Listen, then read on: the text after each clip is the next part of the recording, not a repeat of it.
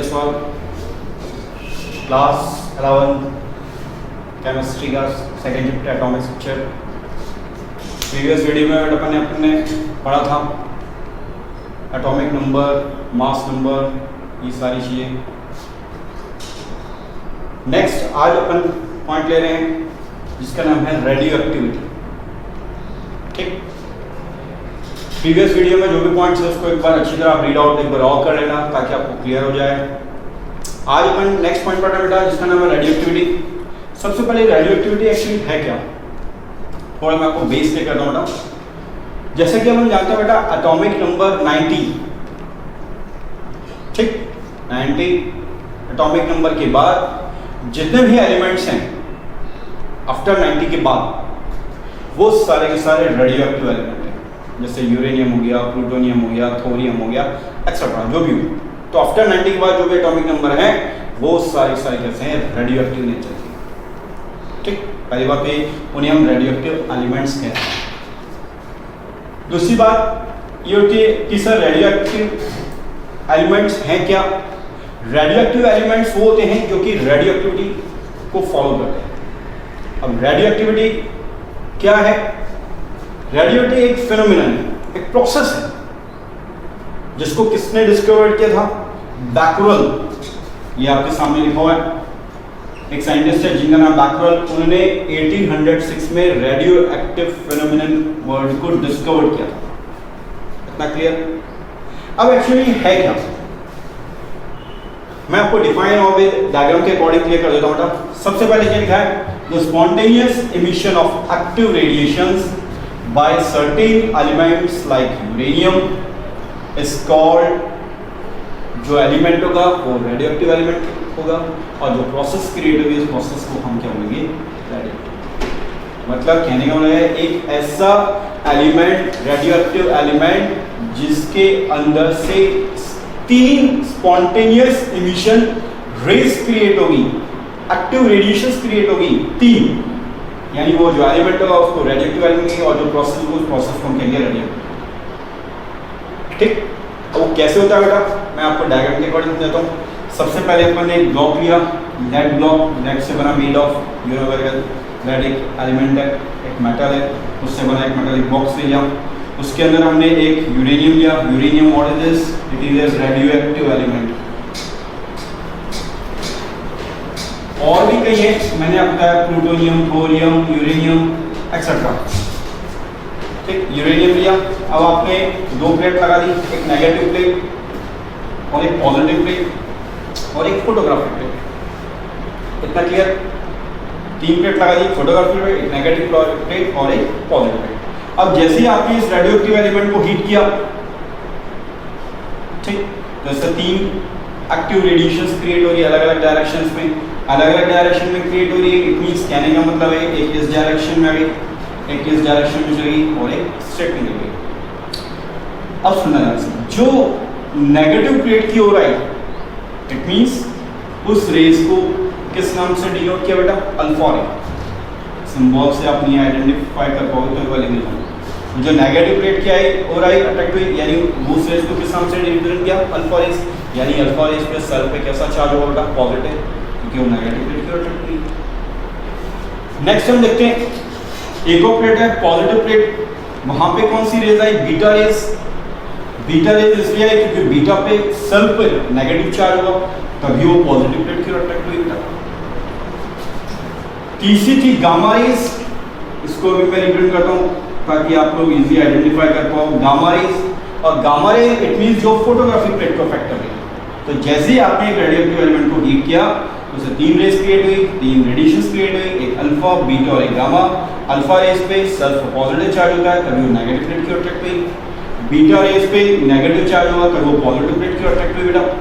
और gamma rays it means जो photographic plate को अफेक्ट कर रही है इट मींस वो गामा रेज। तो किसी भी element it means radioactive element को जो आप हीट करते हो तो 3 रेज क्रिएट होती है। उन 3 रेज क्रिएट होने की जो प्रोसेस है उस प्रोसेस को हम क्या बोलेंगे बेटा? रेडियोएक्टिव। और फादर ऑफ रेडियोएक्टिविटी बैकवर्ड इन 1806। और जो एलिमेंट है उस एलिमेंट को रेडियोएक्टिव एलिमेंट दिया और जो फेनोमेनन क्रिएट हुई उस फेनोमेनन को हमने क्या नाम दिया? रेडियोएक्टिव। इतना क्लियर? तो किसी भी रेडियोएक्टिव एलिमेंट को आप हीट करोगे तब रेस क्रिएट होगी, अल्फा बीटा और gamma. Alpha beta gamma rays क्या है, इसमें क्या पॉजिटिव चार्ज है वो मैंने आपको क्लियर कर दिया। और अल्फा रेस किस प्लेट की हो रही है, नेगेटिव प्लेट की बीटा, पॉजिटिव प्लेट और जो फोटोग्राफी प्लेट को इफेक्ट कर रही है वो गामा रेस। ठीक, अब तीनों आपकी रेस क्रिएट हो गई। इन तीनों रेस से रिलेटेड कभी डिफरेंस आ जाए या प्रॉपर्टीज आ जाए तो हमको वो भी क्लियर होनी चाहिए बेटा। तो सबसे पहले अपन देखते हैं इस पर डिफरेंस आ जाए, एक अल्फा बीटा और एक गामा, तीन रेस हैं। सबसे पहले हम देखते हैं प्रॉपर्टी बेस के अकॉर्डिंग डिफरेंस। मास, अल्फा रेस का जो मास होगा वो क्या होगा बेटा, 6.67 इंटू 10 की power 27 kilogram, mass unit unit kilogram होती। बीटा का क्या मास गिवन है, 9.11 इंटू 10 की पावर 31 kg। ये थोड़ी वैल्यूज याद रखना बेटा, न्यूमेरिकल वैल्यू है, आपको प्रैक्टिकल में और आपके न्यूमेरिकल्स में हेल्प करेंगे। और गामा जो रेज है वो तो नेग्लिजिबल है, ठीक, उसका कोई मास नहीं। चार्ज, अल्फा पे 2 पॉजिटिव चार्ज होते हैं तो +2 यूनिट्स, बीटा पे -1 यूनिट्स, और गामा जो रेज है वो 0, उस पर कोई चार्ज नहीं, इट मींस चार्जलेस है। ठीक बेटा। तीसरी आइडेंटिटी हम कैसे आइडेंटिफाई करेंगे, सर ये अल्फा रे, ये बीटा रे और ये गामा रे? तो उसके लिए क्या बेटा, हीलियम पे +2 चार्ज लगा हुआ है, ठीक, यानी कहने का मतलब है हीलियम जो है वो अल्फा रेस को रिप्रेजेंट कर रहा है। बीटा पे इलेक्ट्रॉन से रिप्रेजेंट करते हैं, यू नो जस्ट लाइक ये इलेक्ट्रॉन को जैसे रिप्रेजेंट करते हैं ये बीटा रेस होगी बेटा। और जिसकी ज़्यादा से ज़्यादा हाई एनर्जी रेडिएशन होगी वो क्या होगी बेटा, गामा। कभी एमसीक्यू बेस में क्वेश्चन आ जाए कि हाई एनर्जी रेडिएशन वाली जो रेस है कौन सी है, तो उसका नाम क्या बेटा, गामा रेस। 3 पॉइंट। चौथा पॉइंट होता है पेनिट्रेटिंग पावर। पर सबसे पहले मैं आपको बताऊं पेनिट्रेटिंग पावर है क्या बेटा, उससे तभी आपको पता है कि किसकी ज़्यादा है, किसकी कम है और किसकी सबसे कम है। पेनिट्रेटिंग पावर क्या है, इतनी जैसे फॉर एग्जांपल ये बोर्ड है, आज मैं कोई भी एक ऑब्जेक्ट इस बोर्ड पे मारता हूँ, ठीक, तो ऑब्जेक्ट इस बोर्ड पे लगेगा और यहाँ गिर जाएगा, नीचे गिर जाएगा जो भी ऑब्जेक्ट हो, यानी उसकी पेनिट्रेटिंग पावर क्या हुई, कम। फिर मैंने और फोर्स लगाया तो हो सकता है वो जो ऑब्जेक्ट है थोड़ा बोर्ड के अंदर और चल जाए, तो इट मींस उसकी पेनिट्रेटिंग पावर क्या हुई, ज़्यादा हुई। ऐसे पहले की कंपेरिजन से ज़्यादा हुई। फिर मैंने और फोर्स लगाया किसी ऑब्जेक्ट पे तो वो जो ऑब्जेक्ट है वो एकदम बोर्ड को पार करके निकल गया, यानी उसकी पेनिट्रेटिंग पावर सबसे ज़्यादा हुई। यानी कहने को ना जैसे जैसे हम फोर्स अप्लाई कर रहे हैं किसी ऑब्जेक्ट पे तो उसकी जो एफिशिएंसी और जो वर्किंग है वो उसकी क्या कहलाएगी, पेनिट्रेटिंग पावर। तो यहाँ पे क्या अपन देखें पेनिट्रेटिंग पावर, तो पेनिट्रेटिंग पावर की जो पेनिट्रेटिंग पावर क्या होती है, तो अपन बात करें अल्फा रेस की जो पेनिट्रेटिंग पावर सबसे कम होगी, बीटा रेस की पेनिट्रेटिंग पावर ज़्यादा है कंपेयर टू अल्फा रेस। और कितनी ज़्यादा है वो आपके सामने लिखा होगा, large 100 times than that of alpha rays. मतलब अल्फा रेस के कंपेयर बीटा की जो पेनिट्रेटिंग पावर है 100 टाइम्स ज़्यादा होगी, 100 गुना ज़्यादा होगी। तीसरी आ गई gamma rays, very large 10,000 times of alpha रे, यानी गामा रेस की जो पेनिट्रेटिंग पावर होगी वो अल्फा रेस के कंपेयर 10,000 गुना या 10,000 टाइम्स ज़्यादा होगी। तो यानी कहने का मतलब सबसे ज़्यादा पेनिट्रेटिंग पावर किसकी बेटा, गामा रेस की, फिर उसके बाद किसकी हो जाएगी बेटा, बीटा रेस की, और सबसे कम पेनिट्रेटिंग पावर किसकी होगी, अल्फा। क्लियर हुआ? तो इन तीनों में ऐसा डिफरेंस भी आ सकता है, प्रॉपर्टी भी आ सकती है। तो आज मैंने आपको बता दिया रेडियोएक्टिविटी क्या है, रेडियोएक्टिव एलिमेंट क्या है, इससे कौन सी तीन रेस क्रिएट हो रही है, अल्फा रेस की क्या आइडेंटिफिकेशन है, बीटा रेस की क्या है, गामा रेस की क्या है, उन पर क्या चार्ज है, उनकी पेनिट्रेटिंग पावर क्या है, उनकी डिफाइन आ जाए, कभी उसको डायग्रामेटिकल वे से पूछ ले तो ये आप लोगों को क्लियर होना चाहिए। इसमें किसी को डाउट हो तो आप पूछ सकता है, और जिसको किसी को ये राइट डाउन करना है तो राइट डाउन भी कर रहे। तो मेरा आपसे ये रिक्वेस्ट है, आपको जो भी डाउट हो तो आप कमेंट बॉक्स में ज़रूर करें। कुछ स्टूडेंट्स हैं जो कमेंट कर रहे हैं, बाकी कुछ स्टूडेंट्स हैं जो कमेंट नहीं कर रहे हैं, तो इसलिए प्लीज़ आप इसको रीड करके कमेंट बॉक्स में जो भी डाउट हो तो आप कर सकते हैं। इतना क्लियर? इसको मैं रफ कर दूँ। नेक्स्ट पॉइंट आ रहा है बेटा,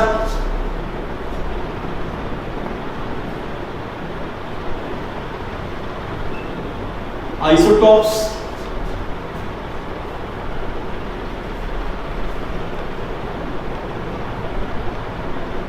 आइसोबार्स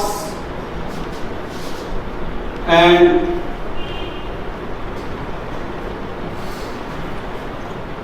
आइसोटोन्स। ठीक,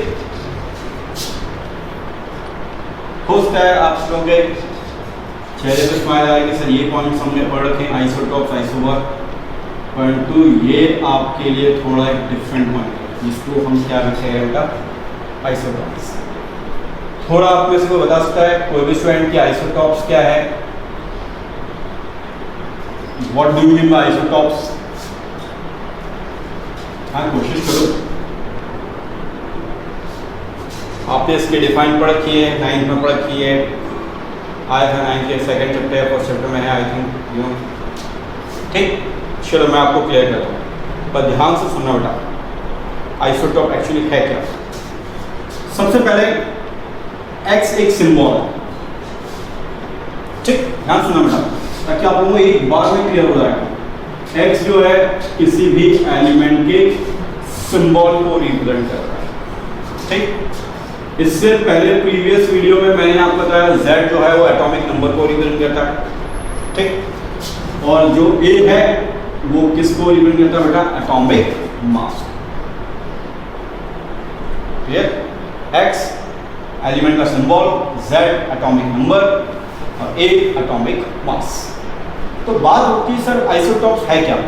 आइसोटॉप्स क्या है बेटा कि जैसे कोई भी एक एलिमेंट है, सुनना, तो उस एलिमेंट का एटॉमिक जो नंबर है वो तो कैसा हो, हाँ बोलो कैसा होगा, थोड़ा कुछ आइडिया, सेम होगा या क्या होगा? सेम होगा, वेरी गुड। पर उसका जो एटॉमिक मास होगा वो कैसा होगा बेटा, different. Atomic mass different, atomic number same, element same, यानी वहां जो प्रॉपर्टी क्रिएट करेगी वो क्या कहलाएगा बेटा, आइसोटॉप्स।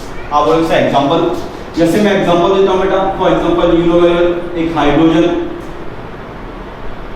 एक एलिमेंट है, यू नो हाइड्रोजन के 3 आइसोटॉप्स हैं बेटा। ठीक, हाइड्रोजन का एटॉमिक नंबर 1, इसका भी 1, इसका भी 1, तो एलिमेंट सेम हो गया। हाइड्रोजन का सेपरेट करें सिंबल आ गया, एटॉमिक नंबर तीनों का 1 1 1 आ रहा है। ठीक, एटॉमिक मास 1 2 3, तो element same, atomic number same but mass different, यानी वो जो कहलाएगा वो आइसोटॉप्स कहलाएगा। और ये किसका आइसोटॉप बेटा, हाइड्रोजन का। पहला जो है इसको हम कह रहे हैं प्रोटियम, सेकंड आ रहा है ड्यूटेरियम और तीसरा आ रहा है ट्राइटियम। तो प्रोटियम, ड्यूटेरियम, ट्राइटियम तीनों आइसोटॉप्स ऑफ हाइड्रोजन। थोड़ा ध्यान रखना, तो हाइड्रोजन के 3 आइसोटॉप्स हैं, प्रोटियम, ड्यूटेरियम और एक ट्राइटियम। एक और देखो एग्जांपल बेटा, यूरेनियम सिंबल U। ठीक, इसका एटॉमिक नंबर 92, इसका भी एटॉमिक नंबर 92 और इसका जो एटॉमिक मास है 235 और इसका मास है 238। तो element same, atomic number same but mass different, यानी वो जो रिप्रेजेंट करेगा वो कहलाएगा आइसोटॉप्स। इतना क्लियर?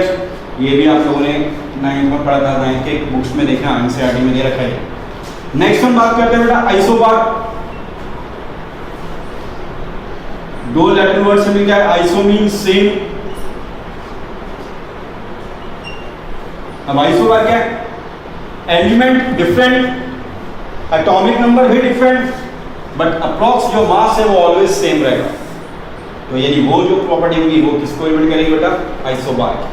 ठीक है, एग्जांपल देखो इसका भी, यू नो वेरी वेल, ये कौन सा सिंबल है, थोड़ा idea, argon. K means potassium, potassium को K से क्यों कह रहे बेटा, क्योंकि इसका साइंटिफिक नेम क्या है, कैलियम। ये जो बोलेंगे सब पोटेशियम को तो P बोल रहे हो, फिर K क्यों लिख रहे हो, किसका साइंटिफिक नेम क्या है, कैलियम। और C है यूनिवर्सल कैल्शियम। तो तीनों एलिमेंट डिफरेंट होगा बेटा, इसका एटॉमिक नंबर 18, इसका एटॉमिक नंबर 19, इसका एटॉमिक नंबर 20, बट जो मास होगा वो अप्रॉक्स तीनों का सेम होगा, 40 40 40। तो element different, atomic number different, mass same, यानी वो क्या कहलाएगा बेटा, आइसोबार कहलाएगा। इतना क्लियर? ठीक है, नेक्स्ट हम बात करते हैं आइसोटोन्स। नाम से पता लग रहा है जिसके अंदर नंबर ऑफ जो न्यूट्रॉन, नंबर ऑफ न्यूट्रॉन मैंने बताया था एटम के 3 सब एटॉमिक पार्टिकल है, इलेक्ट्रॉन, प्रोटॉन, न्यूट्रॉन। इलेक्ट्रॉन पे नेगेटिव चार्ज, प्रोटॉन पे पॉजिटिव, न्यूट्रॉन चार्जलेस। आया ध्यान? ठीक, तो जिसके अंदर number of neutrons are same और number of neutrons are same है, यानी वो क्या कहलाएगा बेटा, आइसोटोन्स कहलाएगा। एक एग्जांपल देखिए ताकि आपको क्लियर हो जाए, जैसे carbon, nitrogen and then oxygen. ठीक बेटा, कार्बन का एटॉमिक नंबर 6, नाइट्रोजन का 7 और इसका 8, इसका एटॉमिक मास 12, इसका एटॉमिक मास 14, इसका एटॉमिक मास 16। तो एटॉमिक मास में से जब एटॉमिक नंबर को अपन माइनस करते हैं तो मैंने आपको बताया था, यानी उससे हम क्या फाइंड आउट कर लेंगे बेटा, न्यूट्रॉन्स फाइंड कर लेंगे। ठीक, तो कहने का मतलब हो गया जब भी एटॉमिक मास में से एटॉमिक नंबर को माइनस करोगे तो वो नंबर ऑफ न्यूट्रॉन्स फाइंड होंगे और नंबर न्यूट्रॉन्स आर सेम आ रहे हैं, यानी वहाँ जो प्रॉपर्टी फॉलो होगी उस प्रॉपर्टी को हम क्या बोलेंगे, आइसोटोन्स। इतना क्लियर? इसके ऊपर रीड कर लो, कोई डाउट हो तो पूछ सकते हो, फिर उसको रीड ऑफ कर लो और उतार दो। और आज का लास्ट पॉइंट बेटा इसको रफ कर दो।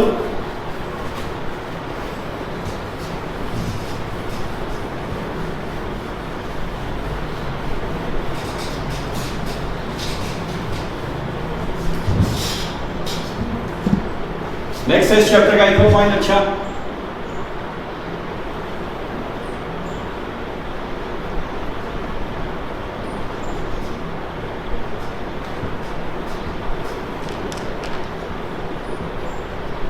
what is this Maxwell wave theory?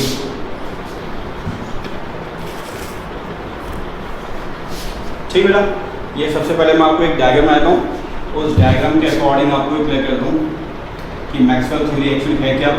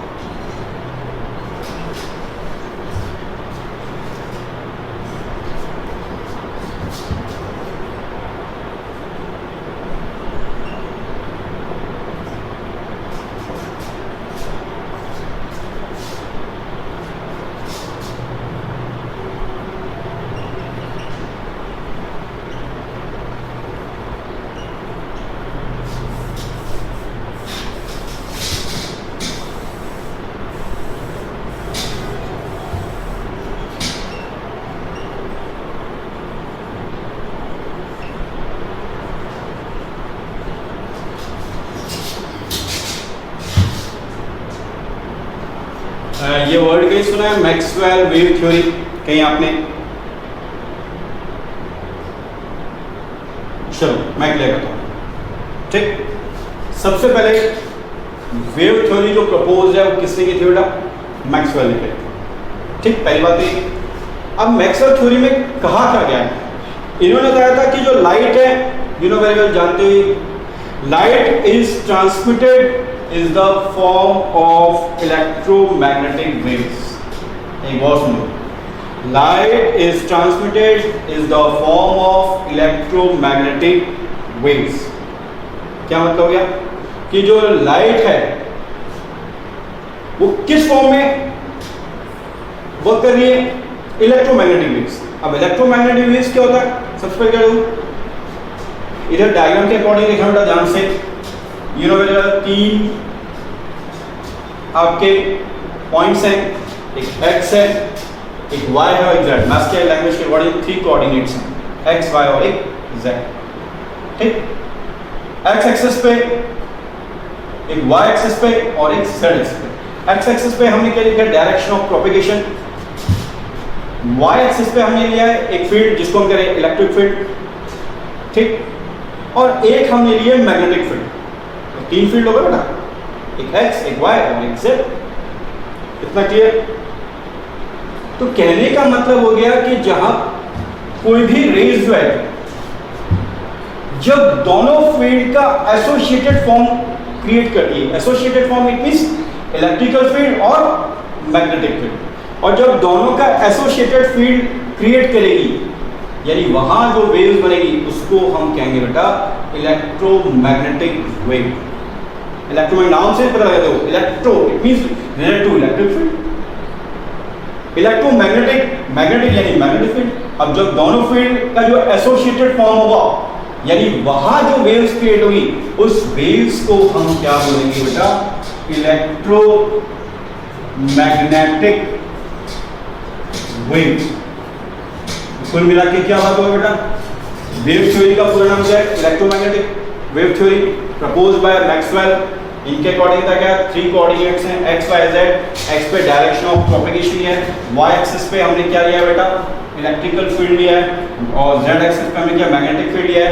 जब भी कोई वेव दोनों फील्ड का एसोसिएटेड फॉर्म क्रिएट करती है, दोनों का टुगेदर फॉर्म क्रिएट करती है, electric field plus magnetic field, it means वहां जो वेव थ्योरी बनेगी, जो वेव्स बनेगी, उस वेव्स को हम क्या कहते हैं, इलेक्ट्रोमैग्नेटिक वेव्स।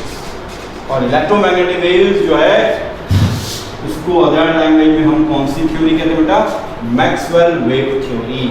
तो ये थोड़ा ध्यान रखना, x एक्सिस पे डायरेक्शन वेव, y पे इलेक्ट्रिकल फील्ड हो गया बेटा, ज्यादा हो तो आप ऐसे रिप्रेजेंट कर सकते हो ताकि आपको थोड़ा कुछ ये अट्रैक्टिव लग जाए। ये वाला होगा तो इसको थोड़ा और अलग अदर से रिप्रेजेंट कर देना। तो कहने का मतलब 2 फील्ड का एसोसिएटेड फॉर्म होगा वही इलेक्ट्रोमैग्नेटिक वेव को क्रिएट करेगा, electromagnetic wave based on Maxwell wave theory. ठीक है बेटा, तो आज मैंने आपको क्या क्या पढ़ाया, सबसे पहले एक मैंने आपको बताया था, एक मैक्सवेल थ्योरी हो गई, एक रेडियो एक्टिविटी हो गई। रेडियो एक्टिविटी के अंदर मैंने 3 रेडिएशन स्टेट होती है, अल्फा, बीटा, गामा। उनकी कैसे आइडेंटिफाई है, उन तीनों में प्रॉपर्टी, उन तीनों में डिफरेंस भी कैसे है बेटा। फिर इसके बाद मैंने आइसोटॉप्स बताया, आइसोबार बताया एंड देन आइसोटोन्स बताया। तो number of neutrons are same, it means isotones. इतना क्लियर, इसको अच्छी तरह रीड आउट करना। फिर मैं आपसे कह रहा हूँ पूरा वीडियो वॉच करो बेटा, अदरवाइज ये चैप्टर समझ में नहीं आएगा। आप कॉलेज लेवल में जाओगे तो भी आपको सेम कॉलेज लेवल का फर्स्ट सेम के अंदर आपको एटॉमिक स्ट्रक्चर ही पढ़ने को मिलेगा। अच्छा है ना, अपन बेस्ड अभी 11 सीख ले गए। ठीक, और जो भी डाउट हो तो आप कमेंट बॉक्स में कर सकते हो। ठीक।